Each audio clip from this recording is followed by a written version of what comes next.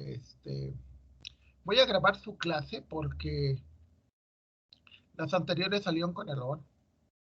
Y bueno, eso es interesante porque me sirve para demostrar el proceso iterativo.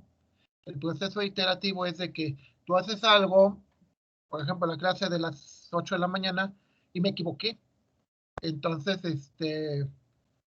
lo vuelvo a hacer y espero que esta vez ya no salga con problemas. De hecho, algunos problemas que no me imaginaba era lo del micrófono, que salió mal, y aparte no compartir pantalla, etcétera. Entonces eso de alguna manera te permite que la siguiente vez que lo hagas mejor, etcétera. Y una cosa que les comentaba en los otros grupos es, ¿les quedó claro el concepto de iteración? ¿Qué es una iteración, compañeros?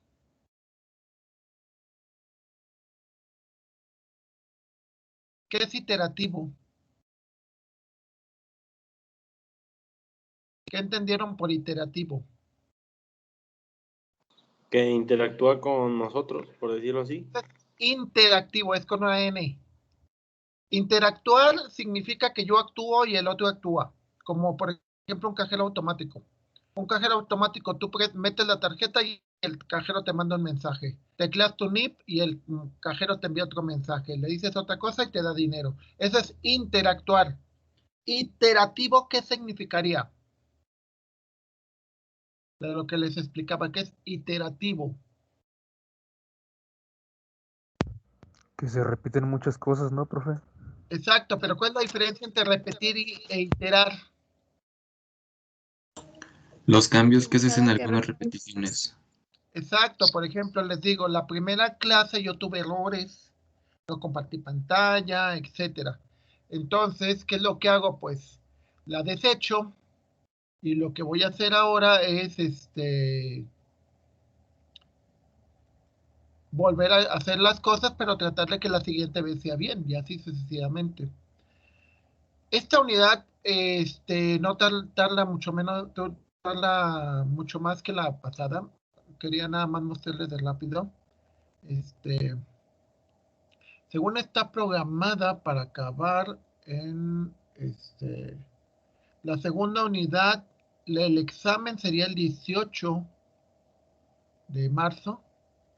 No estoy seguro si me equivoqué y el 18 es día libre, creo que no. Pero bueno, pero terminaríamos hasta el 18, o sea, apenas vamos en el 2, faltan 16 días, no casi 15 días. Si el 18 de marzo es jueves. Ah, no, sí está bien, es un jueves. Pero la evaluación sería el día que lo envíen, realmente no, o sea, tenemos todo lo que falta esta semana, la siguiente semana y la siguiente todavía, son 3 semanas, que no hay ningún problema. ¿Okay?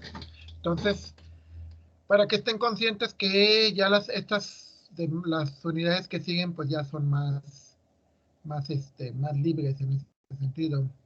Entonces, bueno, comenzamos con de qué se trata esta unidad, lo que veíamos en la sesión anterior. Y aquí lo que vamos a ver es el concepto del primer método que vamos a ver, que es el de método de bisección.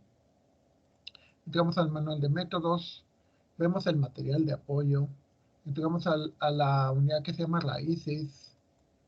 ¿Sí? Y bueno,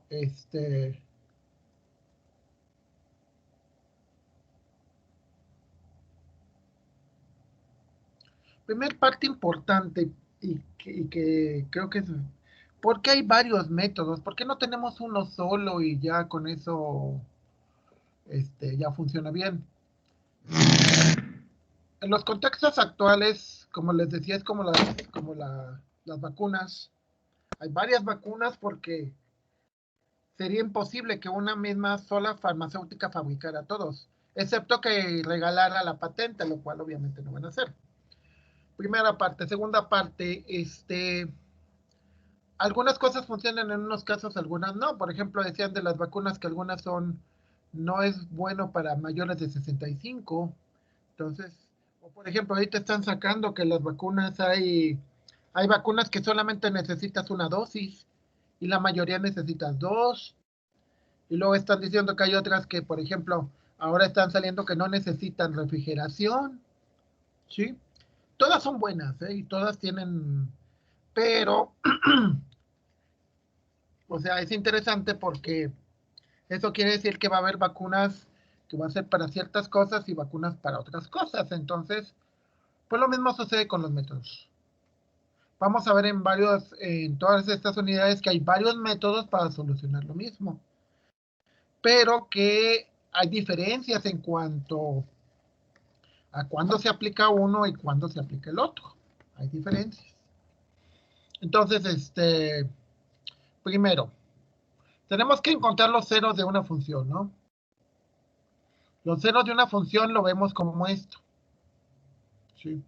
¿Qué significa de que, primero, método de bisección, que es el primero que vamos a ver, es un método cerrado? ¿Qué significa? Que la raíz tiene que estar entre dos valores iniciales. Un valor inicial A1 y un valor inicial B1.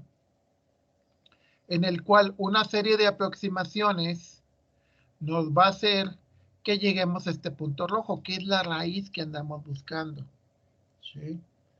Muchas veces vamos a tener el caso de que la solución que encontramos no es el rojo, sino es un azul. Son tres casos. Uno, el ideal. Encontramos el rojo exactamente en el punto, el número real que hace cero la función. Ese es el ideal. Parte número 2, que sería el deseable. El deseable sería que, por ejemplo, el error estuviera como este.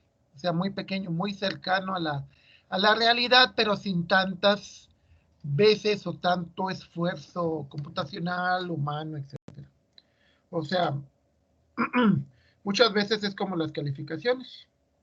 El ideal es que todos sacáramos siempre 100 en todo. Y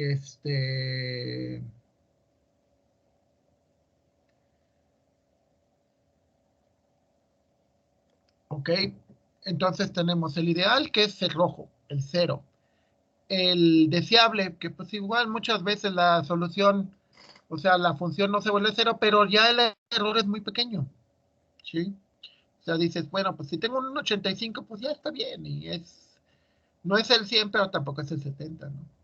Y el aceptable, pues igual 70, me ha pasado con muchos alumnos, ¿no? De que, ya, póngame 70, ya, lo acepto perfectamente, quizás, obviamente implica menor esfuerzo, y tiene un error más grande, pero es un error que en un momento dado lo puedes aceptar, ¿sí?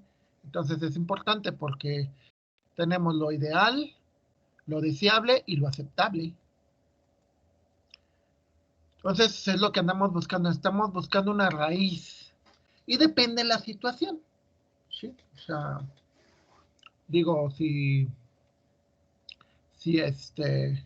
depende de la situación que te halles, pues igual hay unas cosas que es el ideal, o sea, perfecto. Pero en algunas otras, pues mucho vas a hacer lo deseable o lo aceptable. Para que tú puedas encontrar una raíz, la teoría dice que hay dos teoremas que nos ayudan mucho en eso. El primer teorema, el de Bolzano, te dice, si AF es una función definida en el intervalo A de B, que es un subconjunto de los números reales, entonces, si R, que es una función continua en ese intervalo de A y B, tal que la función definida en A por la función definida en B es menor que 0. Es decir, tienen diferente signo la función, no los valores de A y B, sino la función tiene diferentes signos. Entonces, C pertenece a ese subconjunto, a ese intervalo de A y B, tal que la función evaluada en C es igual a 0. ¿Qué significa esto en términos gráficos? Pues significa lo que estamos viendo aquí. La función de un lado es positiva, la función del otro lado es negativa, y por lo tanto, si la función es continua, tiene que haber esto, tiene que haber una raíz. Puede ser que no exista, ¿eh? Puede ser, por ejemplo, funciones donde todos sus valores son positivos, todos sus valores son negativos, o el caso de funciones donde funciones donde sí hay una raíz, pero no en el espacio que lo estás buscando, ¿sí? Como les comentaba, o sea, muchas veces, dependiendo de los valores iniciales, pues puede ser de que no seas un gran ingeniero, pero vas a ser un gran vendedor. O decía alguien, no vas a ser un gran ingeniero, vas a ser un gran taquero y vas a ganar más que nosotros. O sea, al final de cuentas recuerden que lo que buscamos como es aquí, buscamos una raíz, pues igual buscamos que ganarnos la vida y al final de cuentas por eso se trabaja y por eso se estudia, ¿no? Aunque, y siempre lo más importante es ver tus valores iniciales. Teorema de valor intermedio. Perdón. Dice, si la función que está definida, una función en el intervalo de AB, que es un subconjunto de los números reales, entonces, y que te va a devolver un número real que está dentro de los reales, si es continua en el intervalo de A y B, tal que la función de A sea menor que la función de B, que la función evaluada en B, entonces, para cualquier K tal que ese K es un valor que existe definido entre el intervalo de la función definida en A y la función definida B, entonces existe un x0 tal que pertenece a al intervalo de A y B, tal que la función definida en ese valor de x0 es igual a un K. O sea, ahí lo que te asegura es continuidad. Te asegura que la función no es discontinua y que tarde o temprano vas a encontrar entre los valores de esos elementos un punto donde cruce por el eje y al cruzar por el eje pues encontramos encontramos una solución, ¿sí? Encontramos un cero de la función que nos va a servir. Pongamos este caso, una súper sencilla. Tenemos esta cuadrática. En el momento que la convertimos en ecuación, es decir, le ponemos, en el ponerle un igual a un valor, podemos resolverla. Es decir, al factorizar te da esto, y con esto te das cuenta que x, una de sus raíces es 0 y la otra es menos 2. Es decir, lo pasas de este lado y aquí está mal. Sería x por x más 2. Es un error. Pero bueno, lo que no es un error es saber que las raíces son estas dos. Entonces, son sus raíces reales. Y aquí, pues realmente no es muy complicado. Es un poquito de álgebra y ya. Pero imaginemos que tenemos esta de aquí. O sea, yo tengo una función donde hay exponenciales, logaritmos, y pues ya no se vuelve trivial. Una vez lo recuerdo a un maestro, un docente mío, un doctor Jaime Rangel, muy bueno,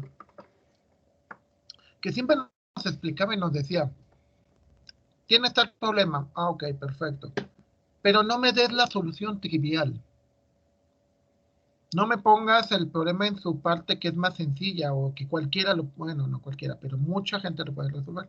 No, trata de pensar en la solución no trivial, porque muchas veces la solución trivial no se puede aplicar.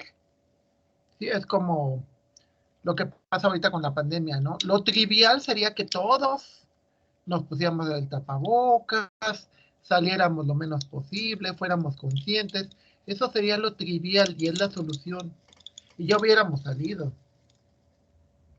Pero como no es trivial, porque pues la gente somos de muchas maneras, entonces, pues, por eso no es trivial. Entonces, el problema no es tan simple. Yo ya le acabo de salir y vi varias gente sin tapabocas y lo malo es que no les puedes reclamar porque se enojan contigo, te golpean, te dicen de cosas, etc. Entonces, lo que se hace pues, es aplicar el método, en este caso el de bisección. Bisección narrado generalmente es de la siguiente manera. Tú tienes imagínate que tienes una fila muy grande de personas, 100 personas, 200 personas, y que te tienes que formar de acuerdo a tu estatura. Entonces, como son tantas, lo que haces es, te vas a la mitad. Si eres más alto que el que está a la mitad, entonces sabes que estás en la segunda parte, o sea, viéndolo como izquierda-derecha, tú estarías en la mitad del lado derecho, si eres más alto que el que está a la mitad. Si eres más bajo que el que está a la mitad, entonces tu estatura debería ser del lado izquierdo. Ya que haces eso, entonces desechas una de las dos mitades y la fila de 100 personas se convirtió en 50. De esas 50 vuelves a repetir el proceso. Es decir, sacas la mitad, que sería 25, y vuelves a checar si vas en la mitad de los más bajitos o en la mitad de los más altos. Se repite el proceso, checas en cuál de las dos mitades vas, se vuelve a hacer más chico, en lugar de ser 100, ya eran 50, y luego en lugar de ser 50, son 25. ¿Qué es lo que va a ocurrir tarde que temprano? Pues tarde que temprano va a llegar a ser que ese valor de la mitad es donde vas tú. Entonces, primera parte, se escogen los valores iniciales. Súper importante, los valores iniciales, la función evaluada en uno por la función evaluada en el segundo, al multiplicarse te tiene que dar menor que 0, es decir, tiene que ser de diferente signo. Recuerden, signos diferentes, negativo, signos iguales, positivo. Entonces, hay que escoger bien los valores iniciales. Es muy importante porque la mayor parte del método no funciona porque no los escogieron bien. Segundo, escoger la primera aproximación. Yo les digo, en el grupo de las 8 hice este video y salió mal. O sea, tuvo error. Entonces, ¿qué haces? Mi primera aproximación, aunque ya salió bien. Okay, entonces, x de r es el valor a la mitad. Entonces, ese valor de la mitad estas son 3 condiciones. En donde la primera, trata de ver si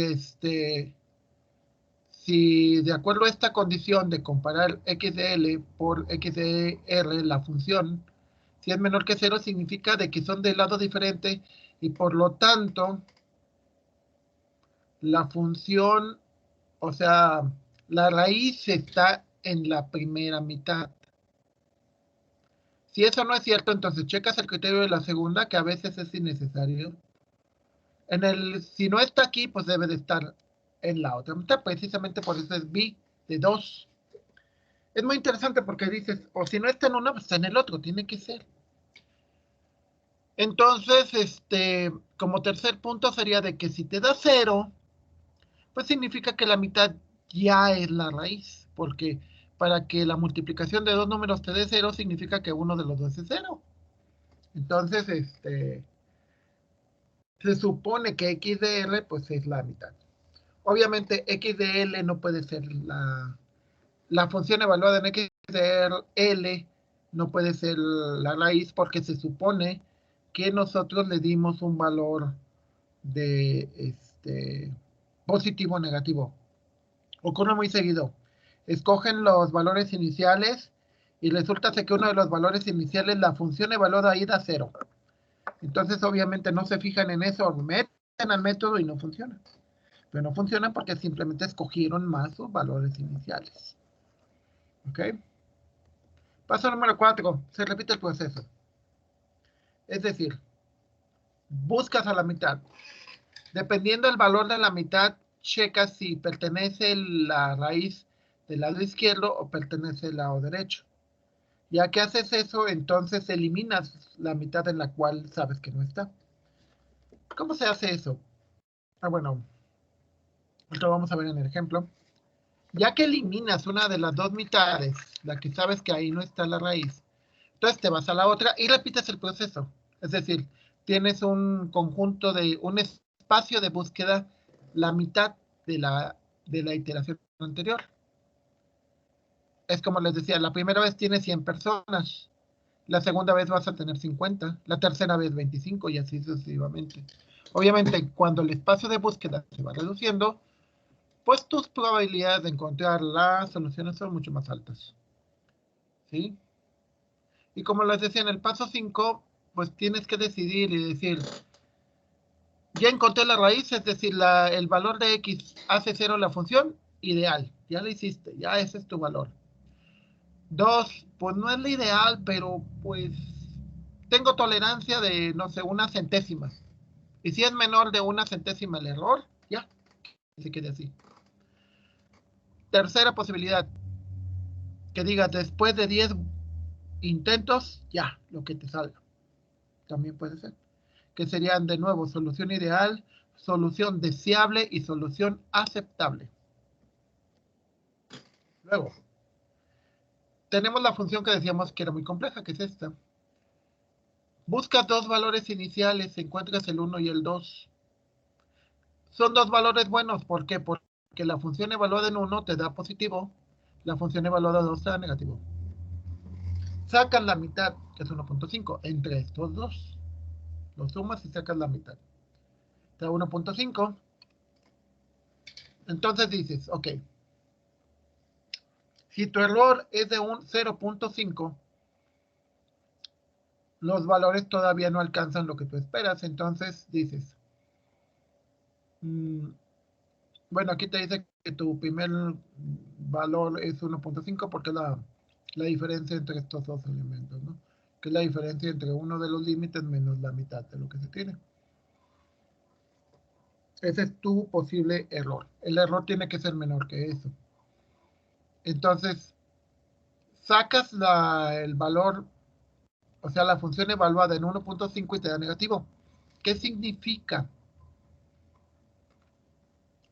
Significa de que desde 2, que tenemos aquí, que sabemos que la función es negativa ahí, hasta 1.5 todos son negativos.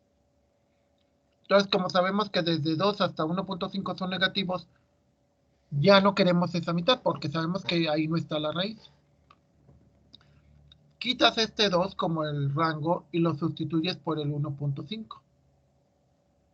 Entonces ya el rango, en lugar de ser de 1 a 2, va a ser de 1 a 1.5. Vuelves a repetir el proceso, sacas la mitad entre estos dos es 1.25. Y vuelves a sacar la diferencia, y te dice que la diferencia tiene que ser menor que 0.25, y te dice que sí, ya lo es. Pero bueno. Entonces, lo que haces es, dices, ¿cuál es el signo positivo? Eso significa que desde 1, que es positivo, hasta 1.25, todos son positivos. Cambias este 1 por 1.25. Ahora el rango es de 1.25 a 1.5. Es un rango más pequeño. Y se va haciendo más pequeño por ambos lados. Volvemos a sacar la mitad entre estos dos, que es esto. Vuelves a sacar el valor de la función. Negativo. ¿Qué significa? Que desde 1.5 hasta 1.375, todos son negativos. O sea, desde la mitad hasta uno de los extremos. ¿Hasta cuál? Hasta que es del mismo signo. De aquí hasta aquí, perdón. Todos son negativos. Todos son negativos. Entonces quitas ese lado.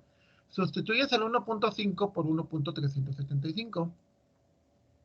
Vuelves a repetir el proceso. Te vuelve a dar negativo. Sustituyes esto por este. ¿Sí? Y te dice que la función es positiva. Entonces, te dice que 1.28125 ya es una raíz. Esta es una raíz deseable. Tú le pones un límite y dices, mientras el error llega, por ejemplo, aquí es 3 centésimas, pues ya, ahí queda. O podría ser un error aceptable, es decir, 3 veces y ya. Ya con eso es aceptable. Entonces la raíz es 1.28125 con un error de 0.0299. Ese es su error, este es el posible, y con bueno, el error lo miden de esa manera, ¿no? Recordamos, el error se puede medir de muchas formas, entonces, bueno, aquí es la diferencia que estás teniendo para llegar a este intervalo. ¿Cuál es el problema que tenemos? Bueno, se puede programar. ¿Cuál es el problema que tenemos con eso? Bisección es un método lento, pero lo que se conoce como lento pero seguro. Es decir, la probabilidad de que el método tarde o temprano encuentre este punto rojo es muy alta. Pero el problema es que se tarda mucho. ¿Sí? Entonces, pero es un método estable. ¿Qué significa que sea estable? Que es muy posible que te dé una solución. Un método inestable es aquel que puede ser rápido, pero que no te dé una muy buena solución. Es como el correo. El correo, por ejemplo, el correo más barato, el de Cepomex, tiene el problema de que puede ser que nunca te llegue el paquete. Y al revés, la paquetería que es más cara, pero puede ser que la probabilidad de que llegues al paquete sea mejor. O sea, que es mucho más alta la probabilidad de que llegue el paquete, ¿no? Entonces, bueno, vamos a verlo en acción. Vamos a ver cómo funciona realmente. En las prácticas, vamos a la práctica número 2. Vamos a resolución de raíces, que ya está implementado el método. Entonces, con eso, nosotros tenemos que seguir los pasos, bueno, los pasos ya para resolver el problema. Mañana, bueno, en la siguiente sesión voy a explicarles cómo se resuelve el problema desde el principio. Este no es el principio, ya es cuando ya tienes el problema, ya dices, se puede solucionar con esto y lo solucionas. Primera parte, encontrar los valores iniciales. Si lo vemos en la gráfica no es muy claro, pero podemos verlo numéricamente. En esta parte de la columna B, ustedes van a colocar la función. En este caso la función es 6a4 elevado al 8 menos 3a4 elevado a la 4 menos 2. Y tienen que copiarla toda la parte de la columna, todo en verde. La parte en azul es automática, entonces aquí son los valores de la función. Podemos ver aquí en esta parte, de hecho,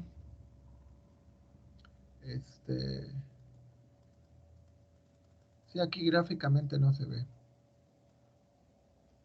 Se supone que la función toca el eje y luego se vuelve a subir, etcétera, pero está medio raro. Ok. Entonces podemos ver que la función es positiva, positiva, positiva. Y hay un punto en esto, pueden ver aquí, que la función en el valor de menos 1 es positiva, pero el valor de menos 0.75 es negativa.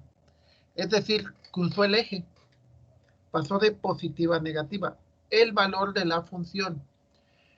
Entonces, estos los vamos a poner arriba y lo tienen que hacer manual, se lo tienen que hacer ustedes, como mis valores iniciales. ¿Sí? Recuerden que es importante los valores iniciales, porque si escojo más mis valores iniciales, al escoger mal mis valores iniciales, lo que va a ocurrir es que posiblemente el método no funcione. Puede ser que se tarde demasiado, ¿sí? Entonces, y pues es tiempo computacional, o sea, primera parte, valores iniciales. Segundo, el método como tal. Primera parte, es muy importante que ustedes vean que, bueno, para que se les haga más sencillo esto, espero que se les haga más sencillo. Hay lo que le llamo yo un método de colores y que se basa en el concepto de sistemas. Sistemas en general, no sistemas de computadoras, sistemas civiles, sistemas hidrológicos, sistemas eléctricos. Rojo, tenemos la parte del proceso, la parte que no se cambia. Azul es el resultado. Verde son las entradas, lo que ustedes le cambian. Y amarillo es una salida digamos, de residuos, el error. La parte en rojo, el proceso. ¿Cuál es la parte en rojo importante? Decidir el intervalo por cómo se va haciendo más pequeño. Si se fijan, este es el intervalo inicial, que son los valores iniciales. Y luego el intervalo se va haciendo más pequeño por el lado derecho. Y luego por el lado izquierdo. Más bien, Por aquí se va haciendo más pequeño. Y luego después se vuelve a hacer más pequeño, pero bueno, luego después se hace más pequeño de este lado, etcétera. O sea, se va cambiando de tamaño en base a una instrucción donde le dice que dependiendo del signo de la función evaluada a la mitad, el intervalo se hace más pequeño, o sea, se toma la mitad izquierda o la mitad derecha. Es decir, se va reduciendo el espacio de búsqueda con una función de sí. El resultado, esto es la raíz que se encuentra la primera vez, que tiene un error de esto. Luego, tienes esta raíz que tiene un error de esto. Y es como esta grabación, o sea, ya se hizo esta grabación, pero salió mal. Entonces se vuelve a hacer otra para tratar de que tenga menos errores y así sucesivamente. O sea, posiblemente después de 5 grabaciones haya una que quede ya perfecta y que ya esa sea la definitiva, ¿no? Entonces, bueno, primera parte. Rojo nunca se toca, azul tampoco porque es el resultado. Verde, aquí ¿qué es lo que van a poner la función? La función, igual como la vieron en la primera hoja de gráfico, nada más la única diferencia, pequeña, es de que aquí los valores en lugar de tomarlos de A4 los toma de A3, pero nada más. El segundo los toma de B3 en lugar de A4 y el tercero los toma de C3 en lugar de A4. Lo que quiere decir aquí lo único que tiene que hacer es copias primero la función aquí y después la expandes o la copias a toda la parte en verde. Verde son las entradas, ¿sí? Es la parte que tiene que modificarse cada vez que resuelves un problema diferente. Es decir, si tenemos una nueva función, pues tendríamos que cambiar ahí. Y siempre para cada uno de los ejercicios hay que cambiar la función. ¿Cómo sabemos si lo hicimos bien, si copiamos bien la función, si no hubo un error de dedo, cualquier cosa? Pues muy sencillo. La columna D, que es la función en el límite izquierdo, y la columna E, que es la función en el límite derecho, tiene que ser de diferente signo, siempre. Si se fijan, toda la columna D es positiva, toda la columna E es negativa, y tiene que permanecer así. Puede ser al revés, puede ser que la D sea negativa y la E sea positiva, no importa. Mientras estas dos sean diferentes, el método va bien. Mientras se conserve eso, ¿por qué? Porque si no se conserva eso, significa que hubo un error y que va a estar buscando una raíz donde no la hay. Luego, la columna F. La columna F sí pueden ser negativos o positivos. Y lo que te va a decir es que cuando los valores sean negativos, la que va a ir cambiando es el intervalo del lado negativo. Cuando es positivo, el que va a cambiar de valor es el lado donde es positivo.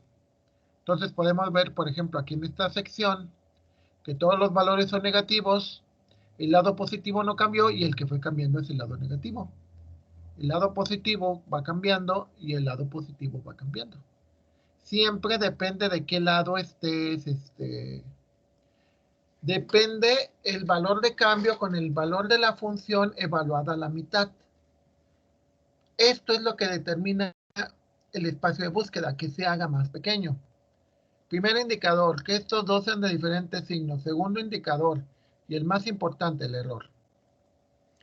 Podemos ver que de la primera vez que sacamos un resultado hasta varias veces que repetimos, el error cada vez se va haciendo más pequeño, más pequeño, más pequeño, más pequeño, más pequeño, hasta que prácticamente llegamos a la iteración, bueno, de hecho, no sé si me faltó,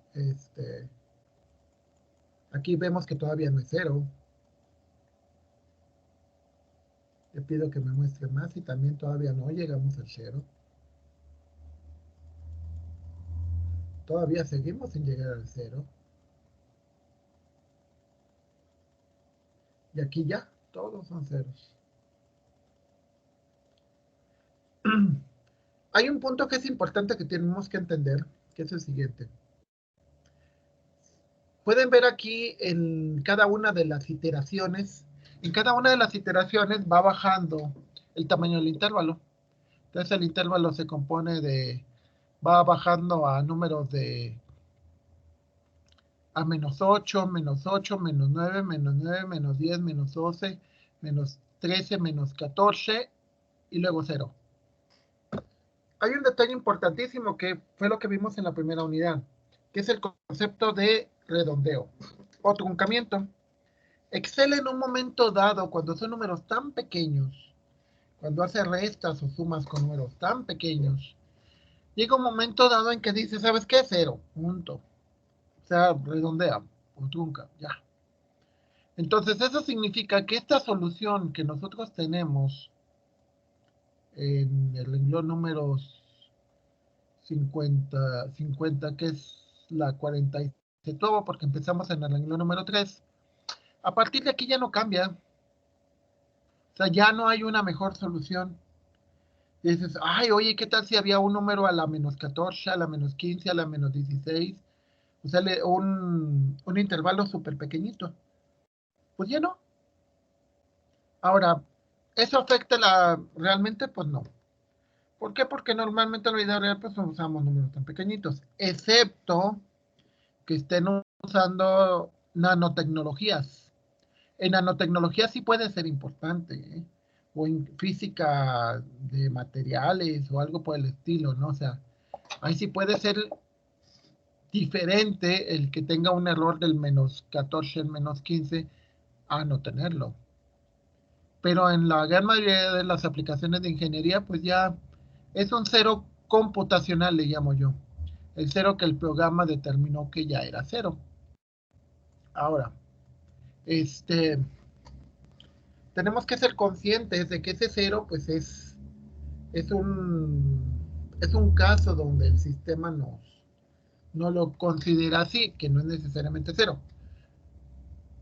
Este cero podríamos llamarlo que es nuestro ideal, es a lo que hay que llegar. Este es el ideal. Segundo, el deseable. Te digo, mi deseable sería que fuera el error menor de una centésima.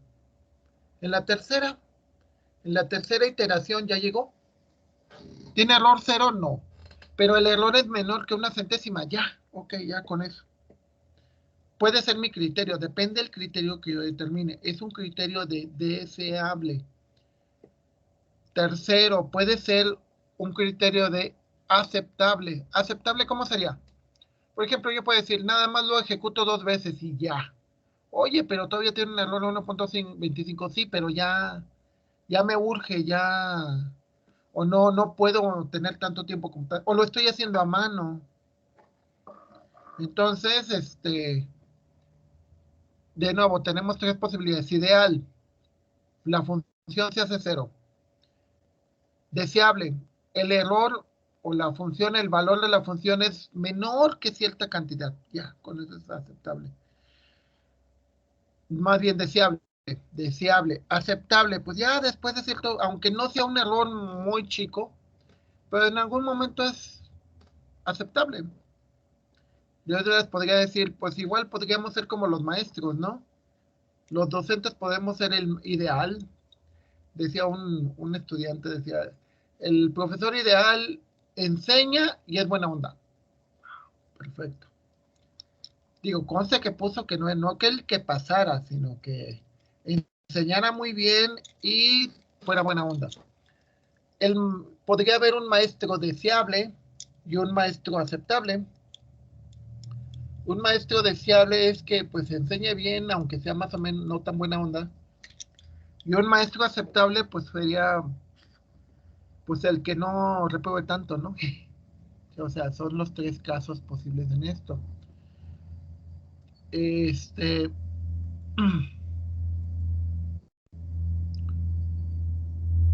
Vamos a ver después que muchas veces esto puede fallar si le meten mal los valores iniciales o si, por ejemplo, le meten mal la función, obviamente. Entonces, de esto depende, ¿qué depende? El que introduzcas bien la función, cheques que realmente los valores iniciales generaron un intervalo positivo o negativo positivo, no importa. Y por último, la parte del error. Y es obvio, ¿no? Es obvio, pero hay que estar conscientes de que pues hay que ver también cómo se checa el error, ¿no? Hay que estar conscientes en este caso que, que los valores son, ¿cómo se llama? Llegan a ser, en el error se espera que sean muy pequeños, sobre todo si es computacional. Pero de nuevo, podría ocurrir que por criterios alguien dijera, pues mejor lo vamos a hacer así, aunque no es la manera perfecta, pero el error que me genera, pues me cuesta menos al final de cuentas. ¿Sí? Hasta aquí, compañeros, ¿cómo se llama? Detengo la grabación.